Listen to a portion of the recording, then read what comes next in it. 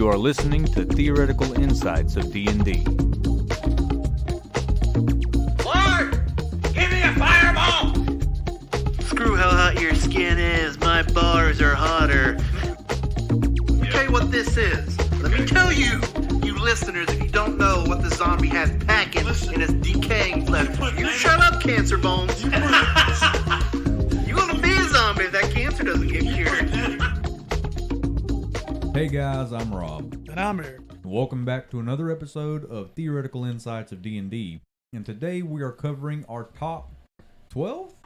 Something like that. Somewhere.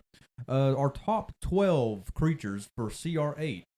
And would it surprise you to learn that we have a new and improved celebrity list? But is it really improved or is it just another celebrity list? I mean, we'll call it improved because it gets better and better in our minds. So at number 1, we have John Jacob Jingleheimer Schmidt. Why? Because that's ridiculous. Yes. Number 2, Jared Leto. All because of Morpheus. Number 3, The Bay of Pigs. For those history buffs out there, you know why. Number 4, Alyssa Milano. Number 5, Gilbert. And for those of you that don't know who Gilbert is, in the WWF, before it was WWE, there was a wrestler called Goldberg. Mm-hmm. Big guy, dominated everybody he went against. So they decided, you know what, let's hire this middle-aged man that's about 5'5" and completely out of shape to come out there and make fun of Goldberg. So Gilbert was born. So he come out there and flex what muscles he never had and just go, "Bleh." You know, Goldberg was always my favorite wrestler back then.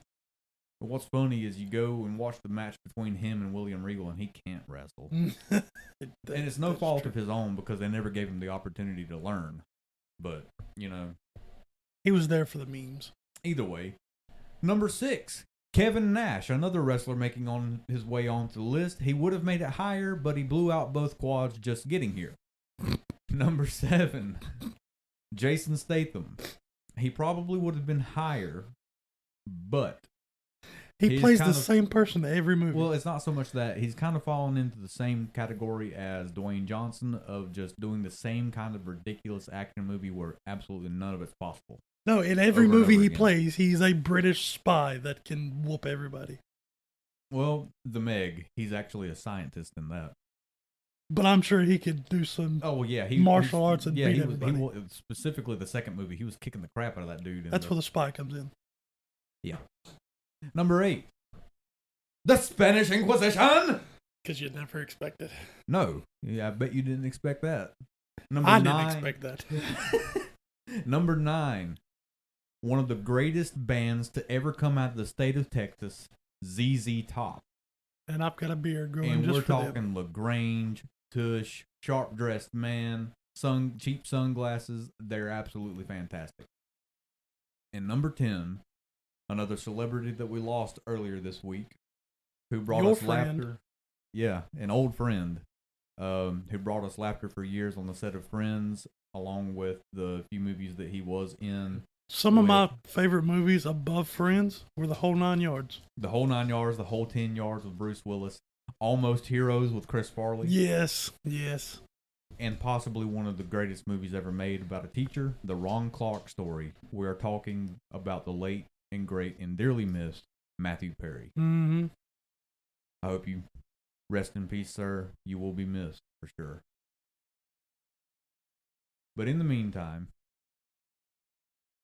we have monsters to cover. And we're going to start this list off with the Canolith. Now, the Canolith is a medium fiend. I like how that sounds, medium fiend. It's got an AC of 16 and 120 hit points, or you can do the 16d8 plus 48. That would give it a max of 196. Quick maths. With a movement speed of 50 feet. It's got a +3 to its investigation and a +9 to its perception. And is resistant to cold, fire, lightning, bludgeoning, piercing, and slashing from non-magical attacks. Immune to acid and poison, and it is immune to being poisoned. Here's the scary part. Now, keep in mind, we are on CR8. We are getting into some of the more serious monsters. Now, there are a lot more to come after. Mm-hmm. Not just CR8. We got CR9 through 30 to go through. Yeah. But these are starting to get really dangerous. We started seeing that in about CR6. Yeah, these are like normal creatures that are dangerous. Yeah, these are the creatures that's... I really don't want to run into that one. True sight of 120 feet with a passive perception of 19. Which is the weird. The likelihood of being able to get by this guy without being noticed is very, very low. He has no eyes, though, which is the strange part. He uses his mouth. He's a mouth breather. And he speaks abyssal and infernal with a telepathy of 60 feet. Here's where it starts to get a little interesting. Dimensional lock. Other creatures can't teleport to or from a space within 60 feet of the canalith. Any attempt to do so is wasted. Bye-bye Dimension Door, Misty Step, Thunder Step. Now I see why this is a glorified guard dog. Yeah. It also has advantage against spells and other magical effects because of magic resistance. Of course it is. And thanks to uncanny senses, the canalith can't be surprised unless it is incapacitated. Interesting. So it's got multi-attack, where it makes one bite attack or tongue attack and one claw attack. The bite attack is a +7 to hit with a 5-foot reach, 1d6 plus 4 piercing damage plus 4d8 force damage. Ooh. From the bite. The claw, on the other hand, is 5-foot reach +7 to hit, 1d6 plus 4 plus 2d8 force damage. Now the tongue, this is where it gets a little interesting. Yeah. +7 to hit, a reach of 30 feet, 1d12 plus 4 piercing damage plus 2d6 acid damage, and if the target is medium or smaller, it is grappled with an escape DC of 15 and pulled up to 30 feet towards the canalith and restrained until the grapple ends. The canalith can grapple only one target at a time with its tongue. This is a Thorn Whip plus. So what you do is you tongue and go... Yeah. You know, that yogi... You grab them, pull them in. You've got them grappled there, and then you take a bite at advantage. Yeah. Yeah, that's Thorn Whip with extra steps. Actually, no, it's either bite or tongue and then claw. Well, still. So you can do tongue and then claw. That's still a D6 plus 2D8 with advantage. Yeah, well, I mean, here's the thing. If the tongue hits, that's a D12 plus 2D6, and then the claw is going to be another D6 and 2 more D8. That's a lot of damage in one turn. Once you're there, you're there because you can't Misty Step away from it. No, because once you're within 60 feet of this guy, you cannot teleport. So Thunder Step, Misty Step, Dimension Door, and if I'm not mistaken, is Plane Shift considered a teleportation? Maybe. I'm not 100% sure on that. So don't quote us. You couldn't even Shadow Step into it. No. Or out of it. Well, I was going to say Shadow Step into it to, like, knock it out or something like that. In other words, your Shadow Sorcerer and your Shadow Monk and stuff that has Shadow Step to where they can teleport to a space within 30 or 60 feet within dim light. Their whole kit? Their entire kit is countered by this one creature. Jeez. Absolutely ridiculous. Yes. Honestly, I think we're starting off pretty strong. If I was to put the canalith on anywhere on the list, I don't think it's going to be any lower than the Spanish Inquisition. I would go with Statham. But the thing is you kind of expect what you get from Jason Statham. You never expect the Spanish Inquisition. Yeah, like the Shadow Monk that tries to Shadow Step and he can't. Like, wait a minute. What? DM's like, no. One of the only times the DM can look at you straight in the face and, no. That Bugs Bunny meme, no. I can see that, yeah. And we're moving on to the Chain Devil. Now, the Chain Devil is an interesting creature to begin with, but once you start reading all the stuff that it's got, It gets it gets better. kind of scary. It gets better. So it's a medium fiend, the devil, a AC of 16 with 85 health, or you can take the max of 10d8 plus 40 for a maximum of 120. Saving throws of plus 7 to con, plus 4 to wisdom, and plus 5 to charisma. I think that's pretty much a general aesthetic that we're going to see when we're talking about any kind of demons or devils within Dungeons and Dragons. They're going to have a pretty decent charisma. This guy only has a 14. But I don't think we're really going to see anything lower than about a 12. But the thing with this devil, he's not going to come up and charm you. He's going to come up and chain you. Yeah. So he is resistant to cold, bludgeoning, piercing, and slashing from non-magical attacks that aren't silvered, immune to fire and poison, and immune to the poison condition, with a dark vision of 120 feet and a passive perception of 11. So it is possible to get past this guy. Speaks infernal with a telepathy of 120 feet. Now, he does have Devil's Sight, to where magical darkness does not impede his dark vision. So you can cast darkness all you want, folks. It's not going to do you any good. Also, it's got magic resistance, so it's got advantage on saving throws against spells or other magical effects. Multi-attack. It makes 2 attacks with its chains. Now, the chain is plus 8 to hit with a 10-foot reach, dealing 2d6 plus 4 slashing damage. The target is grappled with an escape DC of 14, and if the devil isn't already grappling a creature, until the grapple ends, the target is restrained and takes 2d6 piercing damage at the start of each of its turns. Animate change. This recharges after a short or long rest. Up to 4 chains the devil can see within 60 feet of it magically spout razor-edged barbs and animate under the devil's control, provided that the chains aren't being worn or carried. Each animated chain is an object with an AC of 20 and 20 hit points, resistance to piercing damage, and immunity to psychic and thunder damage. When the devil uses multi-attack on its turn, it can use each animated chain to make 1 additional chain attack. An animated chain can grapple 1 creature of its own, but can't make attacks while grappling. The animated chain reverts to its inanimate state if reduced to 0 hit points or if the devil is incapacitated or die.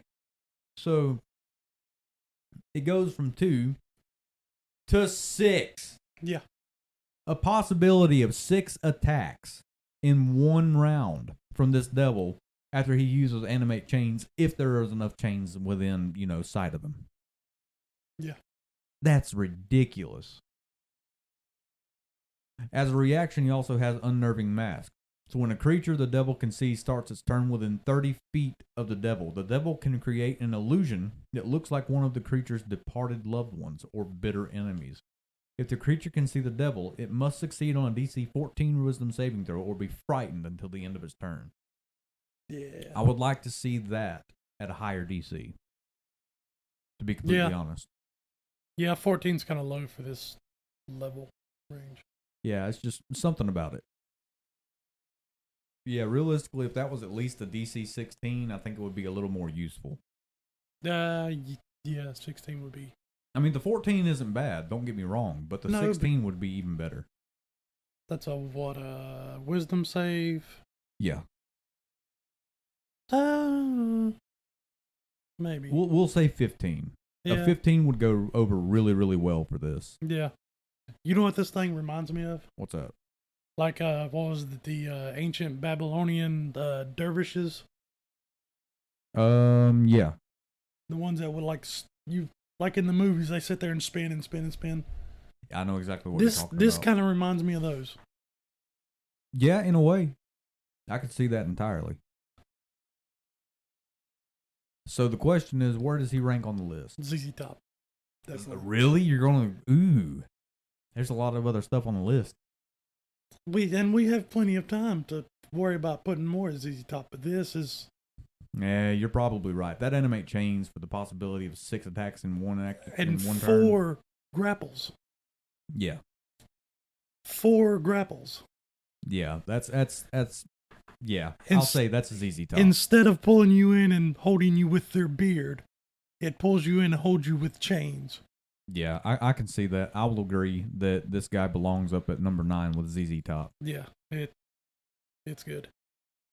Next up, we have the Cloaker. Now, for those of you that may have played any of Baldur's Gate 3, Oh God, yeah. you met this guy when you're going to the Gauntlet of Shar because Mhm. he just popped up out of nowhere and either destroyed you or you destroyed him. Well, actually, it's a side tunnel that you go through. Yeah. 'Cause you don't have to go through that tunnel. So it's a large aberration with an AC of 14, 78 hit points, or you can take the max of 132 with 12d10 plus 12. Its speed is 10 feet, but a 40-foot flying speed. Plus 5 to stealth, with a dark vision of 60 feet and a passive perception of 11. Speaks deep speech and undercommon. Damage transfer. While attached to a creature, the Cloaker only takes half the damage dealt to it rounded down, and that creature takes the other half. With a false appearance, the Cloaker remains motionless without its underside exposed, and it is indistinguishable from a dark leather cloak. And it also has light sensitivity. While in bright light, the Cloaker has disadvantage on attack rolls and wisdom checks that rely on sight. It also has multi-attack. It makes 2 attacks, one with its bite and one with its tail. Now the bite is plus 6 to hit, 5-foot reach, 2d6 plus 3 piercing damage, and if the target is large or smaller, the Cloaker attaches to it. If the Cloaker has advantage against the target, the Cloaker attaches to the target's head, and the target is blinded and unable to breathe while the Cloaker is attached. While attached, the Cloaker can make this attack only against the target and has advantage on the attack roll. It can detach itself by spending 5 feet of its movement. A creature, including the target, can take its action to detach the Cloaker by succeeding on a DC 16 strength save. So you're having to make a DC 16 strength to take it off. But if you can't, you're having to make what, con saves to hold your breath?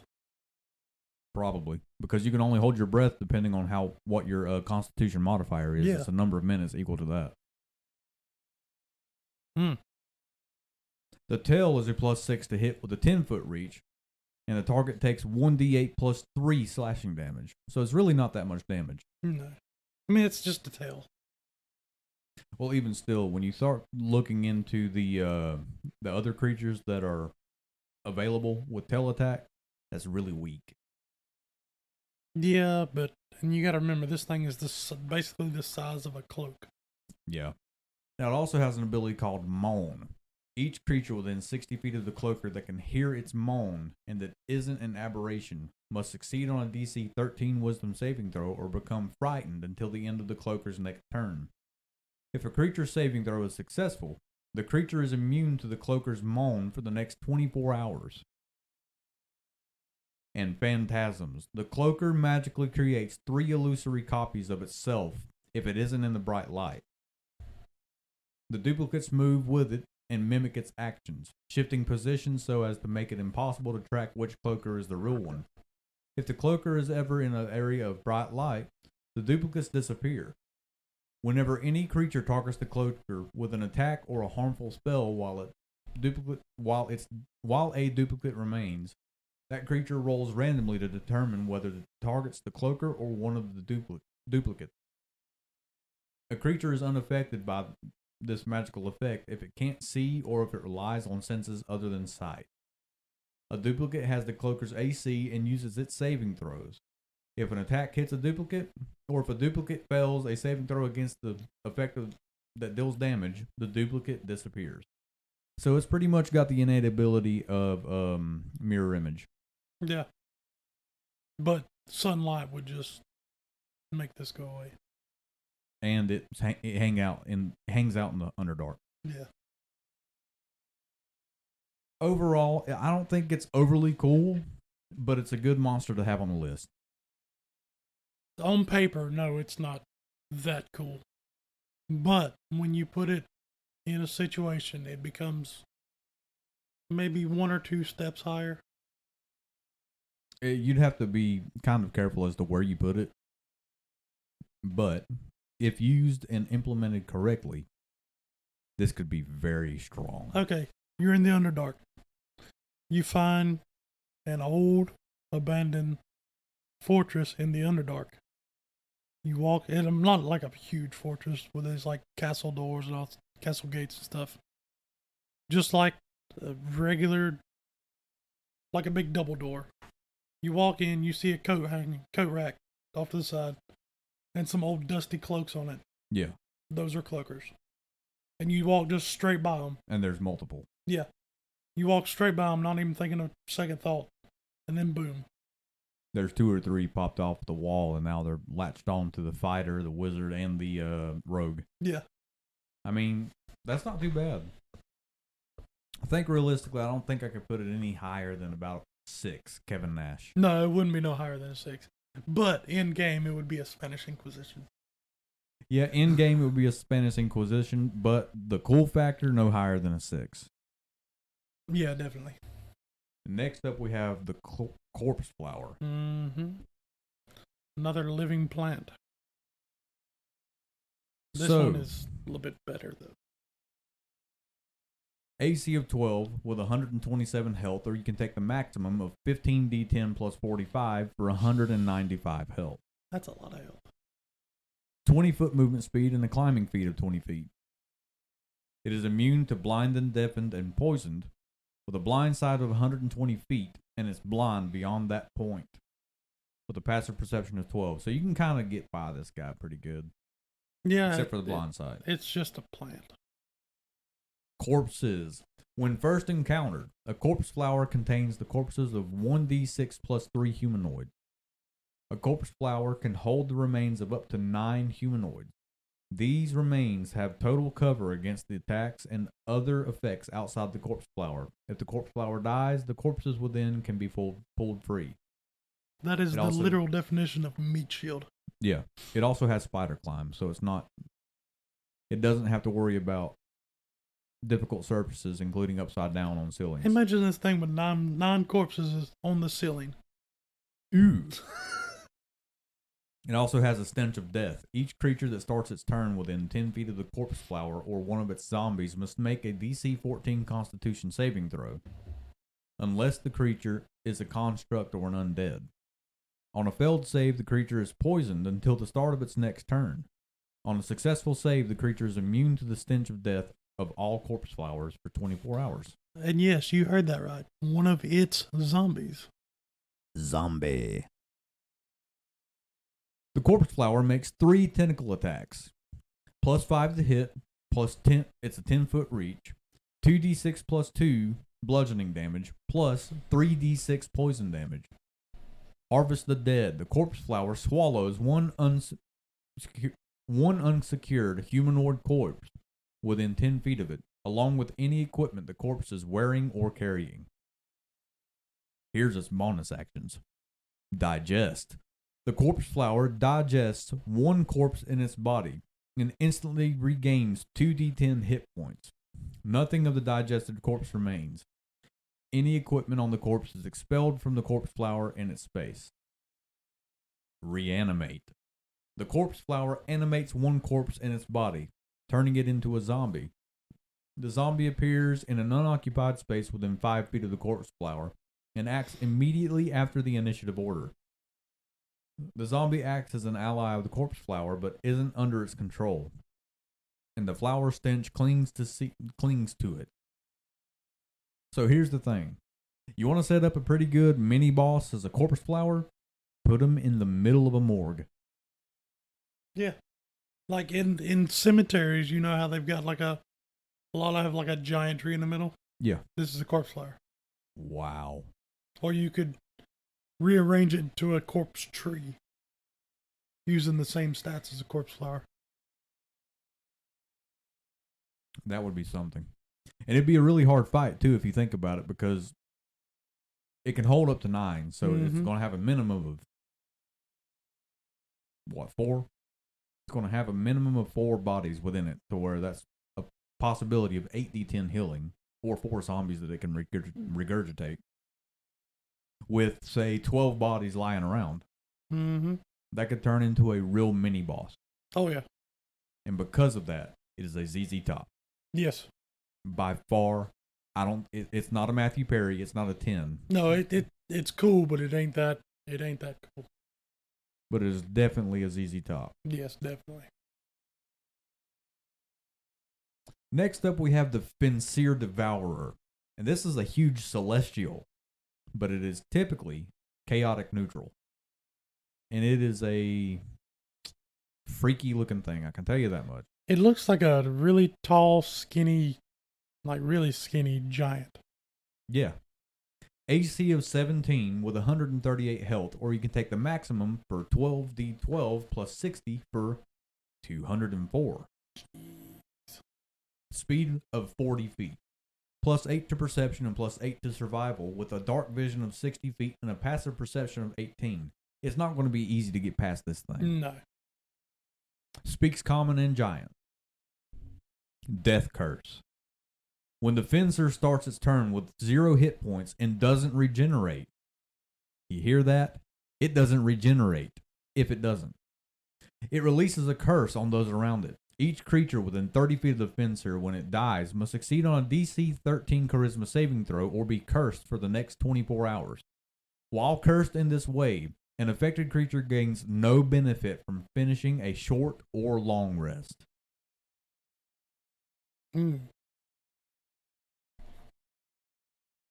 At the end of every hour, the creature must succeed on a DC 13 Charisma saving throw or take 2d10 psychic damage. That's no short rest, no long rest, and at the end of every hour, you're taking 2d10 psychic damage. See, this is where a low DC kind of makes sense. Yeah, but I like it. Yes. This is already awesome. Regeneration. The Fencer regains 10 hit points at the start of each of its turns if it isn't in sunlight. And that's interesting to see on a Celestial. Yeah. If the Fencer takes acid or fire damage, the trait doesn't function at the start of the Fencer's next turn. And it only dies if it starts its turn with 0 hit points and doesn't regenerate. And then you get cursed. But it also has sunlight hypersensitivity. When the Fencer starts its turn in sunlight, it must succeed on a DC 15 Constitution saving throw or have the petrified condition until the Fencer is no longer in sunlight. So this is your classic fantasy troll. Yeah. Yeah, this is your classic troll. Like what you saw in the Hobbit. Except this is really skinny. Yeah, this is like a World of Warcraft troll. And it's a whole lot scarier if you think about it. So it does have... Go ahead. The sunlight spell. Instant petrified. Yeah, daylight. Mm-hmm. Or sunburst. Yeah. Yeah.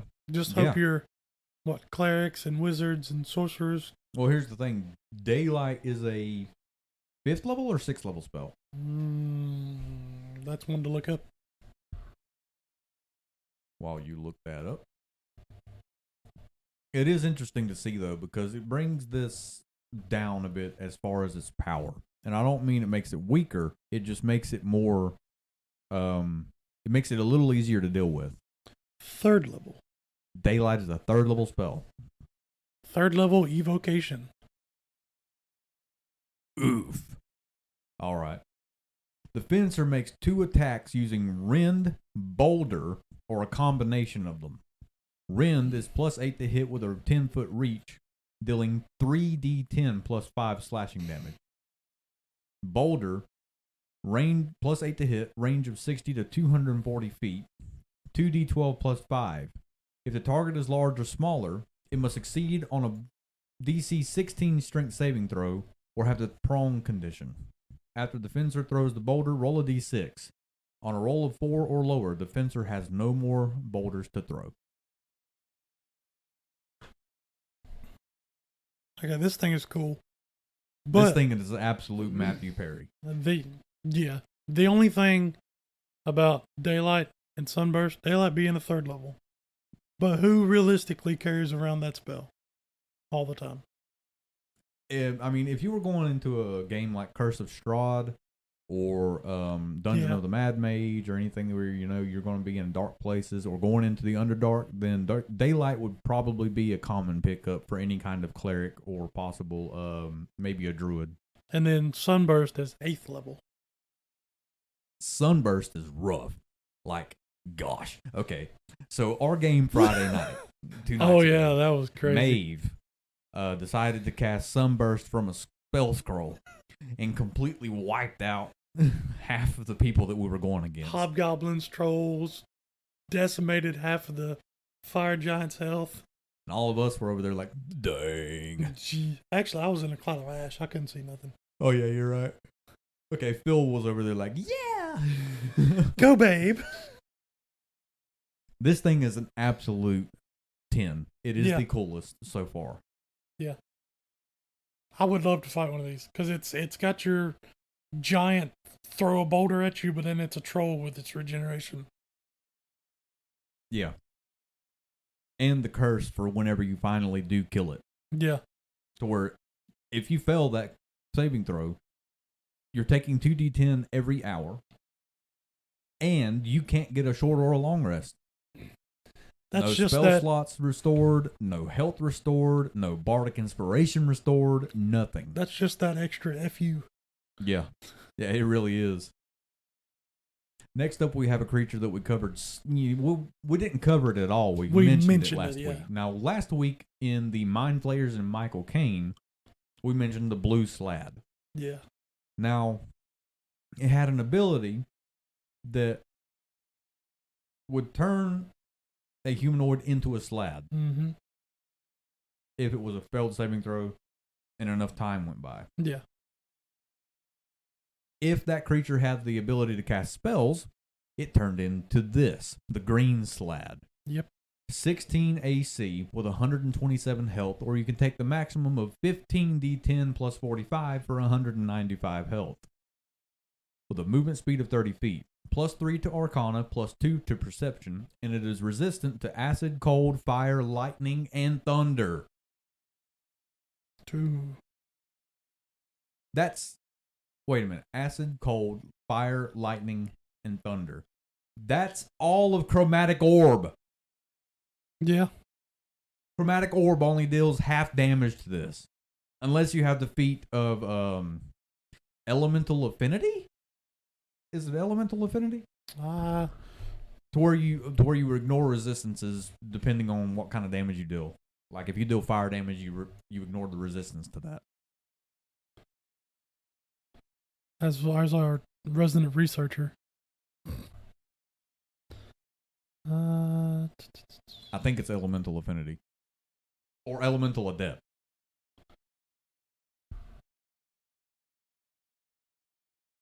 Do, do, do, do, do, do, do.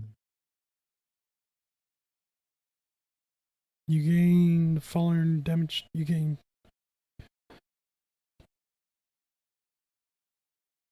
spells ignores resistance. Yeah. Elemental Adept. That's a feat that you can pick up to where it can ignore resistances. But if for some reason your wizard or your sorcerer does not have that feat, Chromatic and they don't orb is have useless. elemental affinity, Chromatic Orb, no matter what damage type you choose, is only going to do half damage. It's useless, basically.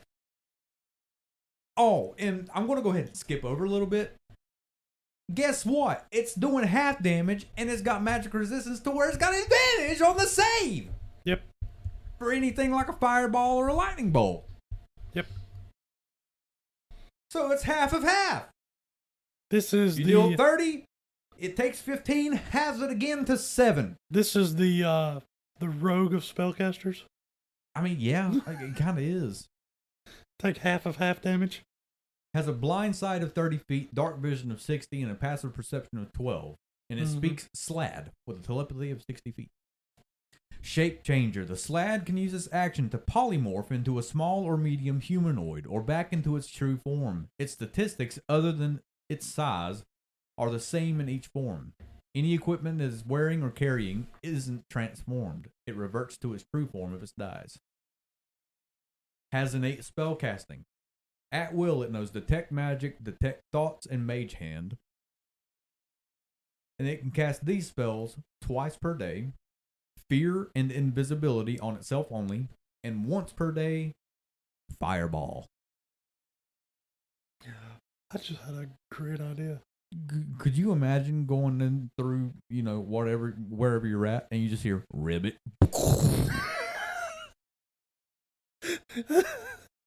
Ribbit.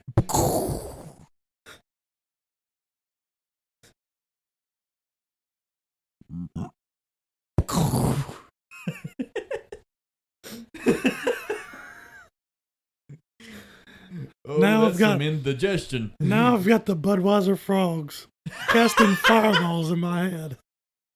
Bud, boom. Why, boom. That's what this is. That's a Budweiser frog. Jeez. Oh, and it also has regeneration. Why not? Yeah, why not? So it's got multi-attack. The Slaad makes three attacks. One with its bite and two with its claws or its staff. Alternatively, it can use its hurl flame twice. Now, we've seen this before with one of the elementals. What was it? Was it the Flux Charger? Yeah, the Flux Charger where it did its like almost chain lightning type thing. Yeah. So bite is a +7 to hit with a 5-foot reach. 2d6 +4 piercing damage. Not too bad. The claw, same to hit and reach. 1d6 +4. The staff, same to hit and reach. 2d6 +4. Mm-hmm. Hurl flame. +4 to hit, 60-foot range. 3d6 fire damage. And the fire ignites flammable objects that aren't being worn or carried. You realize what that is? Firebolt. That is your 10th, or is it 11th level that it goes up to 3d10? Or 10th? I think it's 10. I want to say it's 11. Let me look real quick. I can pull it up on my phone. Now you're taking my job as the researcher. Well, it's just right here. What a pain. All I have to do is look at any kind of cantrip. We'll look at Chill Touch. It's 11th level. Okay. Yeah, at 11th level, all the cantrips go up another damage dice. So this is technically an 11th level character. Which is about right for CR8. And it's still got the same control gem that the blue Slaad had. Yeah. So this only could be a difference party is- member. Yeah, in a way. But Or the an only... ally. wait a minute. Oh, wait, hold up. What if the wizard got turned into a green Slaad by the blue Slaad and now he's walking around this ribbit? Well, see, that was part of my idea. So you're in the campaign, and your sorcerer wizard gets bitten by the blue Slaad and doesn't tell anybody and turns into a green Slaad, but they have the polymorph where they can change back into their original form and they don't tell anybody. It turns out it's a wizard bard multi-class. It's like hip, a hop, a hippie to the hip, hip hop, and I can't stop dropping the fireballs down from the top. You get in a really big fight, and then all of a sudden you hear the fighter and the paladins up front. Ribbit. They hear ribbit. What was that? It's sitting there. Slaad! I need a fireball! They sit up there, they hear ribbit and boom, and they look back and they see Mike the wizard. Mike the wizard. But it's not Mike the wizard anymore. It's a green Slaad with Mike's hat on. With Mike's... He's just got a little wizard hat.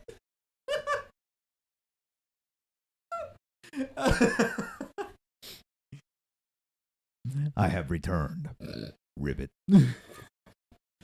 I will help you out of this prison. Ribbit. Dude, I want to role play a green Slaad so bad now. No, you like that thing in SpongeBob. Where do I need to go after this? This is a new character backstory. Bro. You're secretly a green Slaad. I was a mighty wizard till I was bitten by a blue Slaad. No, this could be like our transformations in our Roll20 game. What happened? I parked in this spot and I got towed. Oh no! This we're could be gonna like lose, your once a day. We're gonna lose half our listener base. Ribbit. And the thing is, this is not a 1 o'clock recording. This is 11:40 in the bright Sunday and early morning. morning. Oh no! Ribbit. Let's move on because this thing is a ZZ Top. Yes, definitely. That was an absolute ZZ Top. This one I You thought handpicked would be this one interesting. specifically, so why don't you go over this one? imagine a world. Let me close my eyes real quick. Okay. Imagine the Hobbit, Hey, Bilbo. and they get to the mountain. Yep. And they find the dragon. Yep. They find the horde, and it's Yep. a mimic. What? Wait a minute. This is a horde mimic. The whole time Thorin's sitting there, where's the Arkenstone? And Bilbo and Smaug are both down there just like, help me! Like that little fly in Emperor's New Groove. Yes, this is your treasure chest mimic, but horde sized. This is Could you imagine the size of the teeth on the horde mimic that it would take to be under the mountain? let me think of a good representation. Oh, well, we'll be here for a little bit. To give some of these nerds a good size comparison. Let's see. Now, keep in mind, according to the monster manual that we have here, it is considered a huge monstrosity, so it can't really be that big. But there's nothing to say that there can't be multiple. There could have easily been at least 20 or 30 in the horde under the Lonely Mountain. This is okay, Star Wars fans. Sarlacc. Out in the deserts of Tatooine, the Sarlacc. I don't know what you're talking about, but I agree. Yeah, I'm not a Star Wars guy. you're a dweeb. I don't like the space stuff. I like I like space. Like, don't get me wrong. I like stars and galaxies and stuff like that. It's great to look at. It's great to study. But I just don't really like the sci-fi side for of it. a 2-second tangent. Keep Star Wars, lose the Skywalkers. Ooh, we're gonna come under heavy fire for that. That's it. All right, moving on to the horde mimic. Yeah, this is your basic mimic. It's got 21 strength, 12 dex, 17 con, 10 intellect, 16 wisdom, and 10 charisma. Saving throws is con and wisdom. With a 14 AC and 123 health, or you can take the maximum of 13d12 plus 39, and that would be 156 plus 39 would be 195. Something. Yeah. Yeah, 195. Quick maths. It's a lot of damage. It's a lot of help.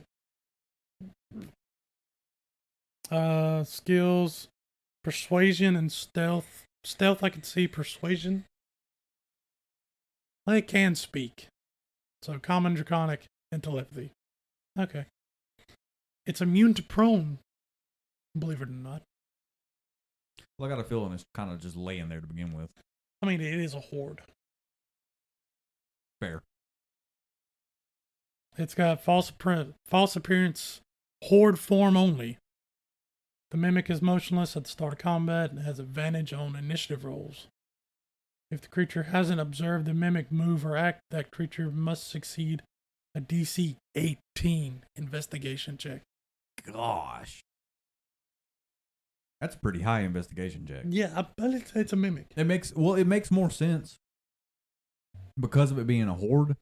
Yeah. Because you are so excited to stumble upon the dragon's horde, and the next thing you know, a 5-foot tooth pops up out of nowhere. Like, wait a minute, we killed the dragon. What's this? But here's the thing: is the gold like? Can you pick the gold up? Or it's like you go to pick up a gold, and it's like I would think that a horde mimic would be smart enough to bury itself slightly to where it could trick yourself more. Because like otherwise, underneath the actual horde. yeah, just slightly, like maybe half a foot down. You know, to where it can feel movement on top of it. Yeah. But the gold's still moving and clinking around, you know? Yeah, I can see that. It has multi-attack. It makes 1 bite and 2 pseudopod attacks. Its bite has a +8 to hit, reach of 5 feet, which should be more. Well, it depends because the pseudopod is where it gets its range. Yeah, true. It's 2d8 +5 to hit, or 2d8 +5 piercing, and 2d6 acid Oof. on a bite. But it gets one of those. The pseudopod attack is +8 to hit, reach of 10 feet, 2d6 +5 bludgeoning, and the mimic adheres to the target. The creature adhered to the mimic is also grappled. It must make a DC 16 save. Until the grapple ends, the target is restrained. And then Caustic Mist, recharge of 5 to 6. The mimic sprays a fine mist of acid in a 30-foot cone. You know, that actually makes sense if it's going to be in the same place as a dragon, that it would have a dragon breath-like attack. Yeah. It would be cool if, I mean, you could probably do it as a DM, but change it. It could change on the breath attack to its location. Yeah. Like Yeah, to the actually- dragon it's under. It actually makes a lot of sense, and I like that. See, that's a 14 dex save for that. Failed save, they take 6d8 acid damage and blinded Ooh. until their next turn. The end of its next turn, okay. Shape changer, of course, it transforms into a horde or back to its true anamorphous self. Okay, so I have a question. Could you Yes. imagine you and your green Slaad wizard Mike are down in the Horde of the Dragon. You have slain Mm-hmm. the adult black dragon Mhm. that was guarding this horde. You're like, finally, we need a new boat to where we can go to the next quest because it's on the other continent. Let's grab up as much gold as we can and as much jewels and gems as we can and get out of here. And the barbarian goes over there and starts shoveling stuff into his bag, and then on the other side of the room, you hear just a chomp. And then you look over, the green Slaad's not there. Mike's gone. And you just hear, where'd he go? That's a horde mimic! And then you see tentacles pop up.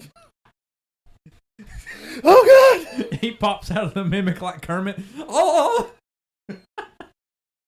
Ribbit. Ribbit. Oh no. That sorcerer doesn't win multicast. Oof. Realistically, the horde mimic, it's a lot cooler than the mimic, but it's not that cool. I would give it. It's very useful for a DM if you want to have that one more, like you thought it was over. Yeah. It's really cool for that. I would give it a Spanish Inquisition on principle alone. Yeah.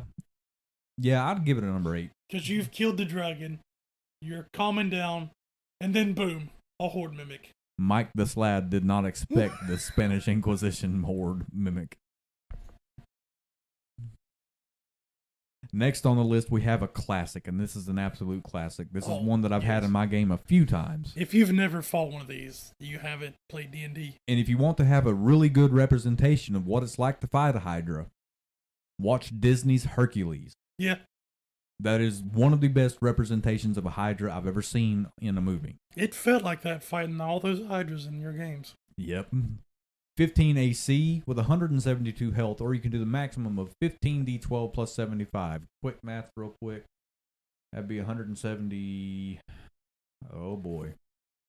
172 plus 75, I think. So it'd be 247 health. Let me check your quick maths. Yeah, you do that. 15 times 12. 180. 180. Okay, 155. 255 for max. Yep. Jeez. Perception of +6 with a dark vision of 60 feet and a passive perception of 16. It makes sense that you wouldn't really be able to get by this guy very easily because of the multiple heads.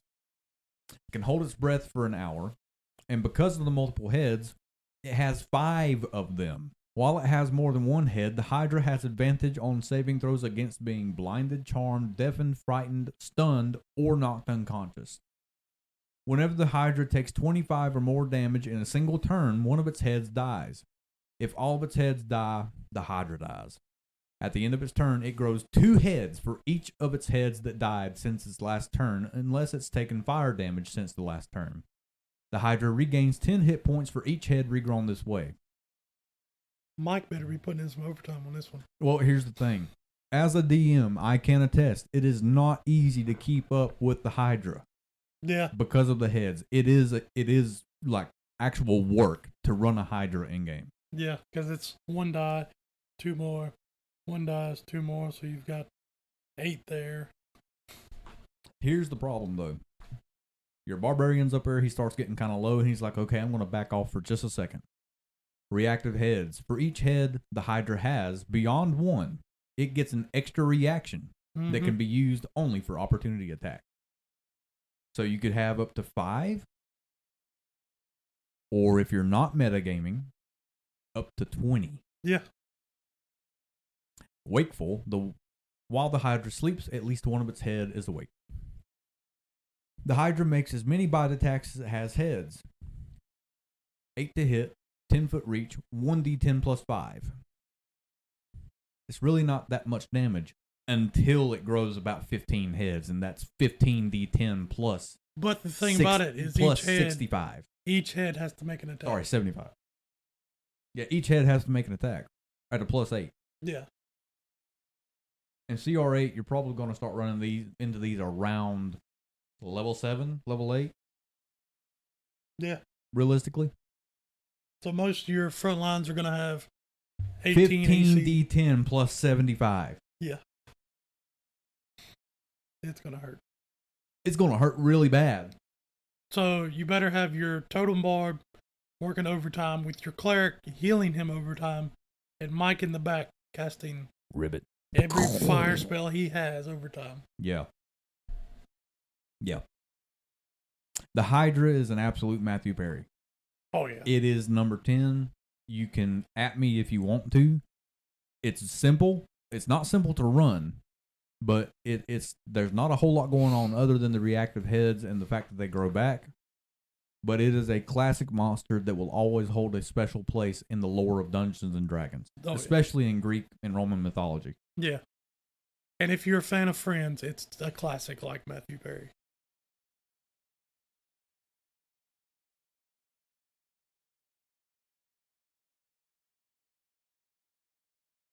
Up next, we've got the Obzedat Ghost.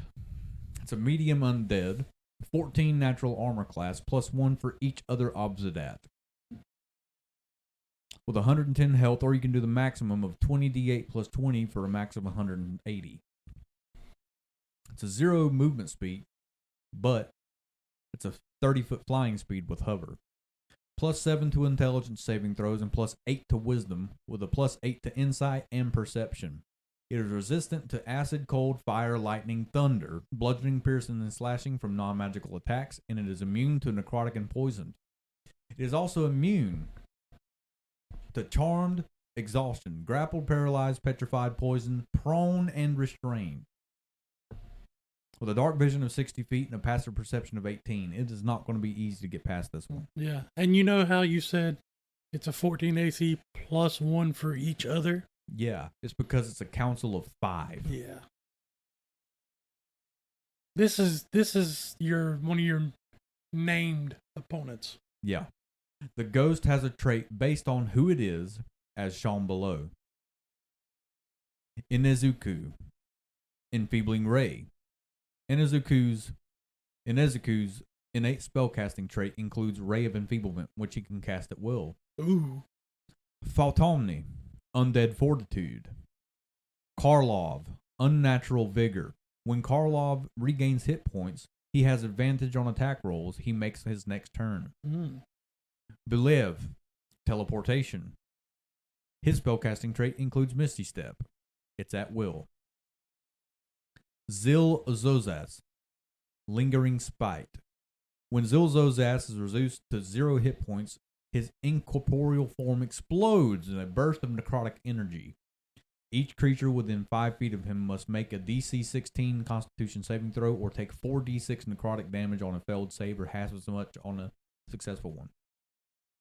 With ethereal sight, the ghost can see 60 feet into the ethereal plane when it is on the material plane and vice versa. Incorporeal movement, it can move through walls, and it takes a D10 force if it ends its turn inside an object. And with the innate spellcasting, along with those mentioned previously, it also has at will with a save DC 16 and a +8 to hit with spell attacks. Chill touch at 5th level, and the ghost regains hit points equal to half the amount of damage the target takes. And once per each day, Sanctuary Spirit Guardians at 4th level. It also has legendary resistance once per day. As an action, it has life drain, +8 to hit with a 5-foot reach, deals 4d8 necrotic damage, and the ghost regains hit points equal to half the amount of damage the target takes. The target must succeed on a DC 13 Constitution saving throw or have its hit point maximum reduced by an amount equal to the damage taken. The target dies if its hit point maximum is reduced to 0. The reduction to the target's hit point maximum lasts until the target finishes a long rest. Convene the Ghost Council. The ghost summons the other 4 members of the Obzedat. At the start of the ghost's next turn, the other members appear in an unoccupied space within 30 feet of the summoner. The ghosts each roll initiative when they appear. So take those stats, that 110 health, times it by 5. And then they You've all got have 550 health to deal with. They all have 18 AC. Yep. As a ghost. Yep. The legendary action has forced obedience. A target that all the Obzedat ghosts can see must succeed on a DC 16 wisdom saving throw or bow until the end of its next turn. Oh. Until this bow ends, the target can't take actions or reactions, and the speed is 0 and it can't be increased. Indentured Spirits cost 3 actions. The Obzedat ghost conjures 1d6 indentured spirits described in this chapter within 60 feet of them. Now, the indentured spirit is a medium undead with an AC of 11 and 13 health. It's pretty much like a zombie, pretty much. Yeah. But the attack action is Withering Touch. +3 to hit, 5-foot reach, 3d6 necrotic damage. And it summons up to 6 of them. Yeah. Along with the other 5 that you're already having to deal with. And then if your party is 1-on-1 with each ghost, and they do the forced obedience, you're done. It is an absolute number 10. Yeah. This is possibly the coolest on the list. I would say so. This is the most dangerous on the list, unless you're able to lock it down at the very beginning to where it can't summon the rest of the council. But if it summons the rest of the council, you are screwed. Well, you see, I wouldn't call this the coolest on the list. I would. I know what's coming up next, but this next one is, the next one's cooler I'll put it to you this way.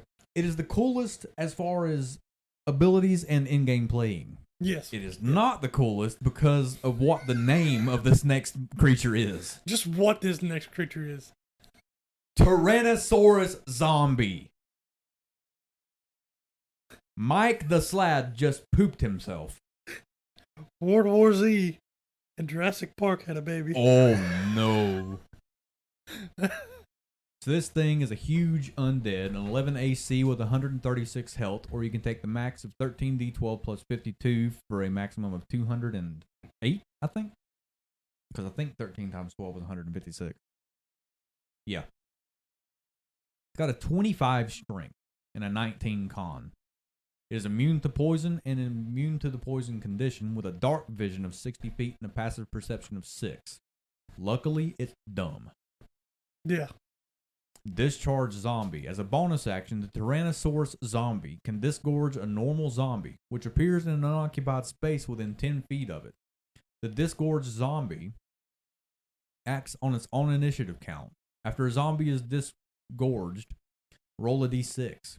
On a 1, the Tyrannosaurus zombie runs out of zombies to disgorge and loses this trait. If it still has this trait when it dies, 1d4 normal zombies erupt from its corpse at the start of its next turn. These zombies act on their own initiative count. This is like a cat throwing up hairballs. Yeah. And you're like, oh, how could it get any worse? Realistically, it's got undead fortitude. Why Just not? when you thought it was dead, it gets right back Just up. when you thought, oh, it can spit up zombies like it's throwing up hairballs. And now it's got undead fortitude. It's As a also got Tyrannosaurus. multi-attack. The Tyrannosaurus zombie makes 2 attacks, one with its bite and one with its tail. It can't make both attacks against the same target. Makes sense. The bite is plus 10 to hit with a 10-foot reach, 4d12 plus 7 piercing damage. If the target is a medium or smaller creature, it's grappled with an escape DC of 17. Until this grapple ends, the target is restrained and the Tyrannosaurus zombie can't bite another target or disgorge zombies. And the tail is a plus 10 to hit, 10-foot reach, 3d8 plus 7 bludgeoning damage. Yeah. It's simple. It's pretty much a Tyrannosaurus Rex, but it's the undead zombie version, which is why we put it on the list instead of the Rex. Yeah. Because this is the premium edition Tyrannosaurus. This is an absolute 10. Yeah, there's a lot of Matthew Perry's on this list. Yeah, there really is. And I think realistically we're going to have to start going a 1 to 5 list and it all being cool the further we go up. Because we're getting into the seriously cool creatures. Yeah. Because we haven't had anything below what? Well, we had a Jared Leto, didn't we? No, we didn't have a Jared Leto. No, this has all been We cool had a creatures. Gilbert, I think, or a Kevin Nash. And that's the lowest. I think so. So John Jacob Jingleheimer Smith is really serving his purpose down there at the bottom because nobody wants to be him. Absolutely useless. Yep, his name is not my name too. Yeah, we'll have to start doing a 1 to 5 list from now on.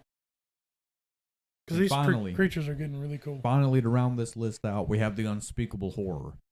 The huge monstrosity, 15 AC or 17 in aberrant armor only. And you say, why would you say that? I don't even know Well- how to explain what this thing looks like. It's an unspeakable horror. 95 health, or you can take the maximum of 10d10 plus 40 for 140 health. Movement speed of 40. Plus 7 to con and plus 5 to wisdom saving throws with a plus 5 to its perception. A dark vision of 60 feet and a passive perception of 15. Formed by the mists. When created, the horror's body composition takes one of 4 forms: aberrant armor, loathsome limbs, malleable mass, or oozing organs. This form determines certain traits in its stat block. Amorphous, malleable mass only. The horror can move through any opening at least 1 inch wide without squeezing. This is a huge creature, mind you. Yeah. Bile body, oozing organs only. Any creature that touches the horror or hits it with a melee attack takes 1d10 acid damage. Relentless stride, loathsome limbs only. The horror can move through the space of another creature. The first time on a turn that the horror enters a creature's space during this move, the creature must succeed on a DC 16 saving throw or be knocked prone. Multi-attack makes 2 limb attack. Limbs, plus 8 to hit, 5-foot reach, 3d10 plus 5 bludgeoning damage, and a hex blast. On a recharge of 5 to 6, the horror expels necrotic energy in a 30-foot cone. Each creature in that area must make a DC Constitution saving throw of 15 or take 7d12 necrotic damage on a failed save or half as much on a successful one. That's pretty good. That's up to 84 damage Yeah, that's in a 30-foot cone. yeah. My artificer at level 10 only has 89 health. It could almost one-shot me. So I was Wow. reading while you was reading all that off. This is basically that thing in the cabinet on Harry Potter. Now, it's got a massive list up under this creature as a customizing a horror. But we don't have enough time to go over all of it, so I do please encourage you to go and look up an Unspeakable Horror 5e on 5etools.com and look through this customization list, but I'll go over a couple of things. Pretty much, an unspeakable horror has one of 4 body compositions determined by rolling on the body composition table. You can roll on the limbs to customize it further, while results from the Hex Blast table replace that action with the stat block. If the results of multiple tables conflict, choose your preferred result. So, for the body, you can have the aberrant armor, loathsome limbs, malleable mass, or the oozing organs. This thing takes shape of your dread, basically. It's a nightmare horror. And all of these are D4 because it's just the 4 options. Yeah. For the Hex Blast, you could get a Beguiling Hex to where it is instead a wave of mind-altering magic. Each creature within 30 feet of the horror must make a 15 wisdom saving throw or take 6d10 psychic damage and be incapacitated.